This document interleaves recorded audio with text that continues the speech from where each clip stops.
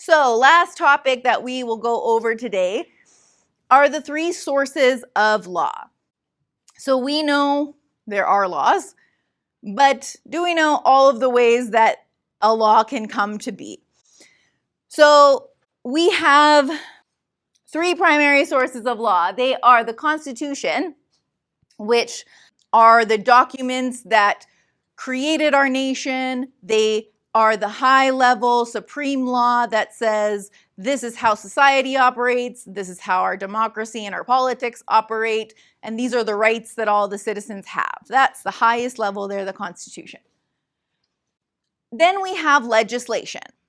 Legislation is probably what you think of when you think about a law.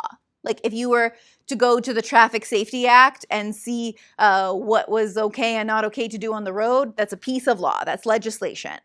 The Family Law Act, which dictates parental rights and distribution of property rights on separations of families, that's a piece of legislation. The piece of legislation will say, this is the law, these are the three things that need to occur to satisfy this law, and this is what happens if that law is broken. Finally, we have the courts, and there's a few ways that we will call a law that comes out of the courts. We'll either say it's common law, which you'll hear a lot of the time, case law, which is the word I'm going to try and use to not confuse you throughout this class, or judge-made law.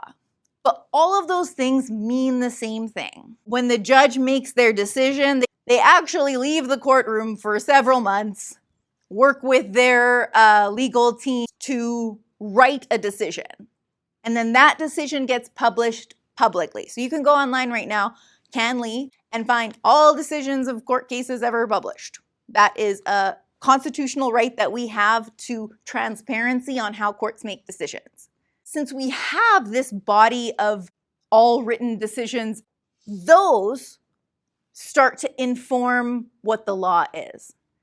So for example, if we're going with the doctor death example, I have that manslaughter case where in this case, the doctor was found guilty.